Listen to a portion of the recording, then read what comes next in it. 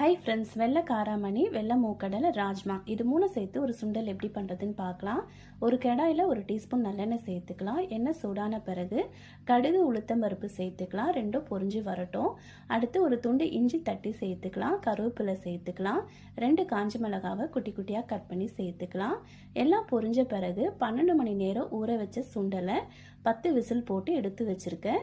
இப்போ அந்த சுண்டல் எல்லாமே அதில் சேர்த்துக்கலாம். தேவையான அளவு உப்பு, தேவையான அளவு பெருங்காயத்தூள் சேர்த்து நல்லா கலந்து விட்டுடலாம். ஒரு 5 நிமிஷம் அப்படியே இருக்கட்டும்.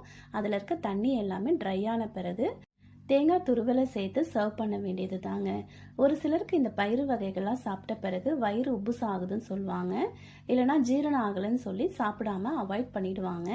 ஆனால் இந்த பயிறு வகைகள்லாம் சாப்பிடும்போது கண்டிப்பாக 12 மணி நேரம் ஊற வச்ச பிறகு இந்த மாதிரி தாளித்து செஞ்சு சாப்பிட்டு பாருங்க. டைஜஷன் ப்ராப்ளம் எதுவுமே இருக்காதுங்க.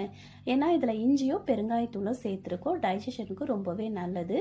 அது மட்டும் இல்லாமல் இதில் ப்ரோட்டீன் அதிகமாக இருக்குது, ஹெல்த்தியும் கூடங்க.